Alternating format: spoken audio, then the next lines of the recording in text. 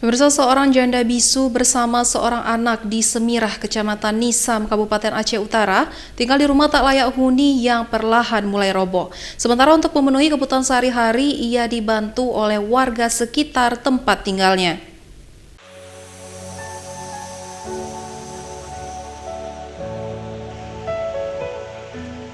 Seorang janda bisu bertahan hidup bersama seorang anak sematawayangnya dalam kondisi rumah tak layak huni di Semirah, Kecamatan Nisam, Kabupaten Aceh Utara. Pasca ditinggal cerai hidup suaminya, Saudah, seorang janda bisu dengan keterbatasan kondisi kehidupannya, menjalani hari-hari hidup bersama putranya sematawayang yang masih mengenyam pendidikan di bangku sekolah dasar. Hidup berstatus sosial kaum duafa, ia berharap dari pemberian sanak saudara serta warga sekitar. Kondisi rumah yang terbuat dari kayu, bambu, serta beratapkan daun rumbia semakin lapuk dan usang dimakan waktu. Sebagian besar bagian atap rumahnya telah bocor.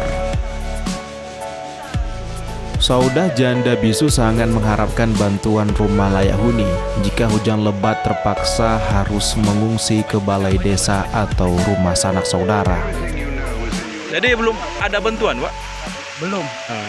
Jadi harapan kita bagusnya kayak mana? Harapan kita ke depannya insya Allah kalau misalnya kita mampu kita bangun, Pak.